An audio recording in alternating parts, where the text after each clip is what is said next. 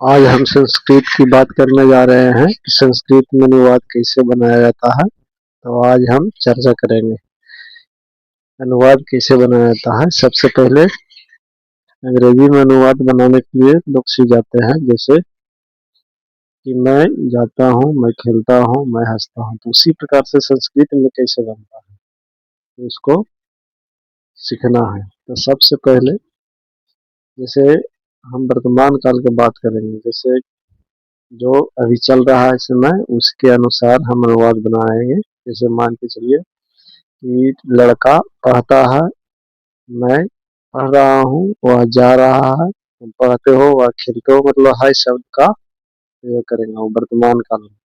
वही लट लकार के बारे में सीखना होगा। तो सबसे पहले इसके अनुसार ये जो पैराग्राफ लिखा हुआ है, इसके अनुसार हम अनुवाद बना सकते हैं।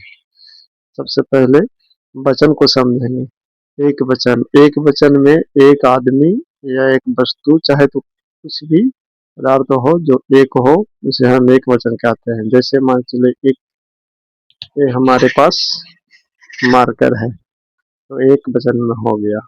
द्विवचन हो गया, मतलब दो अंगुली है, यानी चाहे तो और कुछ दो पदार्थ रहे, वो द्विवचन में हो गया। बहुवचन, इसमें अनेक पदार्थ होते हैं, अनेक व्यक्ति, जैसे मान लो तीन व्यक्ति मान लेते हैं, तो बहुवचन में हो गया। तो एक वचन का मतलब एक होता है, द्विवचन का मतलब दो होता है, बहुवचन का मतलब अनेक होता है। अब पुरुष की बात करेंगे तो पुरुष तीन प्रकार के होते हैं। सबसे पहला पुरुष प्रथम पुरुष कहलाता है, दूसरा मध्यम पुरुष कहलाता है, तीसरा उत्तम पुरुष कहलाता है। तो सबसे पहले प्रथम पुरुष के बारे में जानेंगे कि प्रथम पुरुष किसे कहा जाता है। तो प्रथम पुरुष का मतलब हो गया जिसके बारे में हम कह रहे हैं वो प्रेजेंट नहीं है, मतलब दूसरा जगह पर स्थित है। जैसे वह खेल रहा है, वह दौड़ रहा है, मतलब सुन नहीं रहा है, उसको हम क्या कहेंगे? प्रथम पुरुष कहेंगे या अन पुरुष कहेंगे। वह हो गया, ये दोनों हो गया। जैसे बोलेंगे हम इशारा करके, वह दोनों जा रहे हैं, वह दोनों जा रहे हैं, वह पढ़ते थे, वे दोनों खेलते थे, वह दोनों आएंगे। इस प्रकार से मतलब वह दोनों का मतलब हो गया अन पुरुष। प्रथम पुरुष हो गया ते, मतलब वे सब। तो वह वे दोनों वे सब, ये सब प्रथम पुरुष कहलाए। जैसे मान लो किसी के बारे में अगर बोलेंगे कि वह जा रहा है, तो वह जो हो गया अनपुरुष हो गया। किसी का नाम लेते हैं, मान लो प्रेजेंट नहीं, जैसे राम वनवास गया था, तो ये मतलब अनपुरुष हो गया। सीता गई थी, ये क्या हो गया? अनपुरुष हो गया। उसी प्रकार से सब अनपुरुष कहलाते हैं। तो मतलब जिसके बारे में कहा जाता है वह सुनता नहीं है, यानी दूसरी जगह पर स्थित होता है, प्रेजेंट नहीं होता है, उसे हम प्रथम पुरुष या अनपुरुष कहेंगे।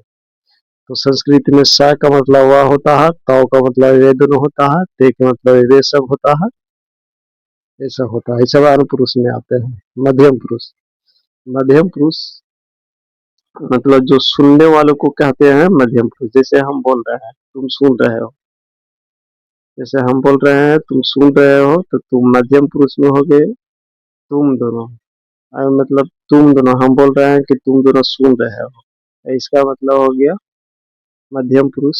यानी एवं तुम सब देख रहे हो, पढ़ रहे हो, तुम हंस रहे हो, मतलब तुम जाते हो, तुम सब खेलते हो। इस प्रकार से मतलब सुनने वालों को मध्यम पुरुष कहा जाता है। तो संस्कृत में त्वम का मतलब तुम होता है, युवाम का मतलब तुम दोनों होता है, एवं का मतलब तुम सब होता है। उसी प्रकार से एक होता है उत्तम पुरुष। तो उत्तम पुरुष की बात करेंगे, तो उत्तम पुरुष में सबसे पहले देखेंगे इसको उत्तम पुरुष कहेंगे। उत्तम पुरुष, उत्तम पुरुष में क्या होता है? जैसे मान लो जो बोलने वाला होता है व्यक्ति, जो बोलता है उसको हम उत्तम पुरुष कहते हैं। जैसे मैं बोल रहा हूँ, मैं बोल रहा हूँ, ये उत्तम पुरुष हो गया। हम बोल रहे हैं, उत्तम पुरुष हो गया। और कोई मेरे साथ में आ गया, जैसे हम दोनों बोल रहे हैं, हम पढ़ा रहे हैं, हम बोल रहे हैं, खेल रहे हैं, मतलब आपने बोल रहा है, आपने सुन रहा है, तो इसका मतलब हो गया उत्तम पुरुष। हम सब खेल रहे हैं, अपने बोल रहा है, अपने सुन रहा है, मतलब बोलने वाले को क्या कहा जाता है? बोलने वाले को कहा जाता है उत्तम पुरुष। सुनने वाले को क्या कहा जाता है? तो सुनने वाले को मध्यम पुरुष। और जिसके बारे में कहा जाता है वो प्रेजेंट नहीं होता है, उसको हम क्या कहते हैं? उसको हम कहते हैं मध्यम पुरुष। उसी प्रकार से इसका संस्कृत में लट लकार पढ़ना है, जैसे है वो के बारे में इसको याद करेंगे। पी ता अंति सीथा था आमी आवा हम, यानी कि क्रिया। क्रिया का मतलब काम। जैसे काम हो गया पढ़ना, खेलना, हंसना, ये सब हो गया, तो इसके अंत में लगाने होते हैं तब हमारा संस्कृत अनुवाद बनता है। जैसे मान लो संस्कृत में हम लोग देखते हैं कि पाठ के मतलब क्या होता है? पढ़ना। पाठ के मतलब क्या होता है? पढ़ना। भाव के मतलब क्या होता है? भाव के मतलब होता है दौड़ना। हंस के मतलब क्या होता है? हंस के मतलब होता है हंसना। तो इस प्रकार से हमको समझना है, इसको हम क्रिया कहेंगे। इसको क्रिया कहेंगे, मतलब जो काम हो रहा है। तो इन दोनों घर से हम संस्कृत में अनुवाद बनाते हैं। जैसे मान चलो पहला ले लेते हैं कि हम दोनों इधर से लिखते हैं हम दोनों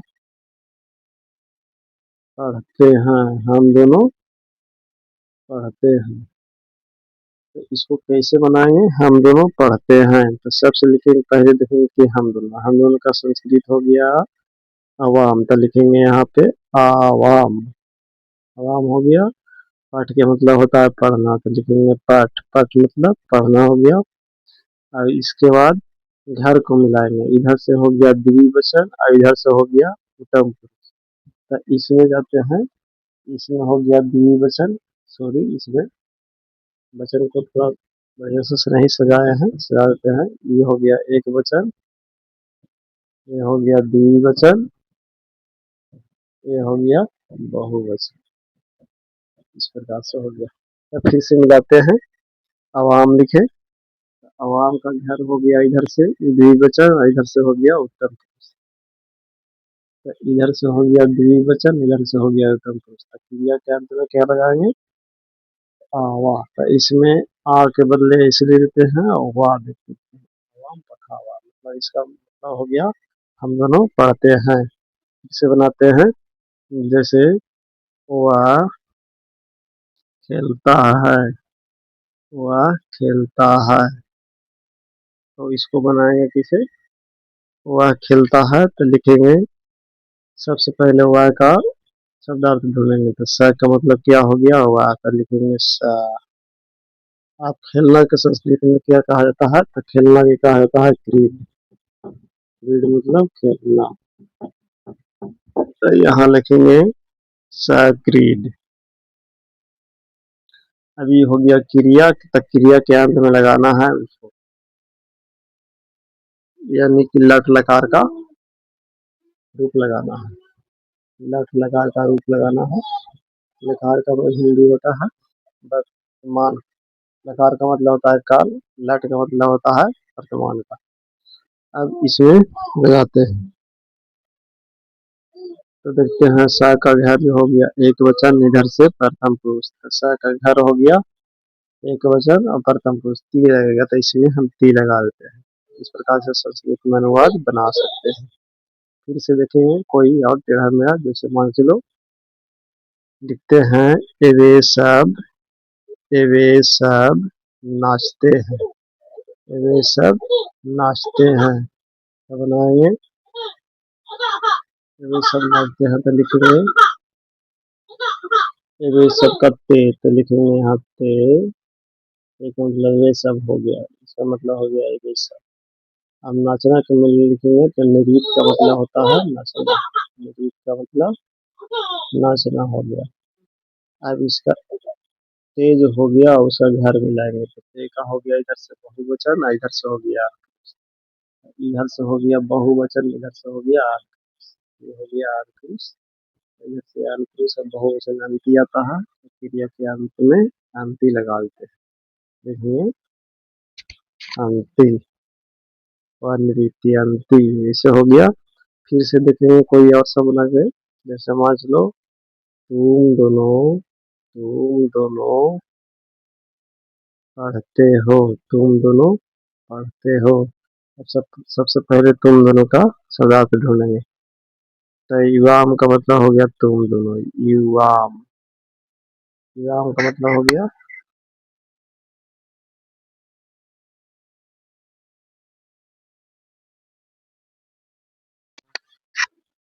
युवाम का मतलब हो गया तुम दोनों। इसके बाद हो गया पाठ का मतलब हो गया पढ़ना।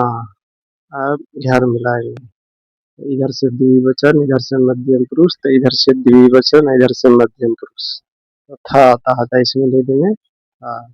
इस प्रकार से संस्कृत में हम अनुवाद बना सकते हैं। तो सबसे पहले ये सबको समझना होगा।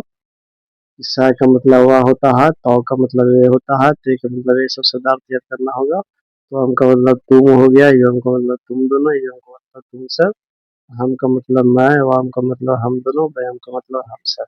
उसी अनुसार इसको याद करना होगा। इसे ती ता अंति सीथा था आमी आवा आमा, तीता अंति सीथा था आमी आवा आमा।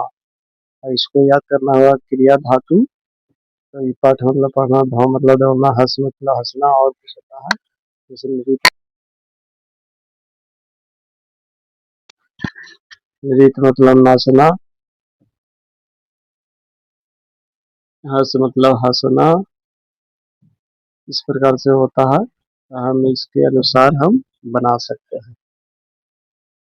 इसे एक आध बनाते, इसे एक और बना के दिखाते हैं। तो सबसे पहले देखेंगे, लिखेंगे तुम सब हंसते हो, तुम सब हंसते हो। तो लिखेंगे तुम, नहीं तुम सब का देखेंगे। तो तुम सब का हमारा होता है इवम, तो लिखेंगे इवम। यहाँ पे लिखेंगे इवम, इवम हंस मतलब हंसना। एवं का घर मिलाएंगे, एवं का घर मिलाते हैं तो हो गया बहुवचन, इधर से हो गया मध्यम पुरुष। तो बहुवचन में जाएंगे और मध्यम पुरुष आता है तो इसके अंत में था लगाते हैं। इस प्रकार से संस्कृत में अनुवाद बनाया जा सकता है।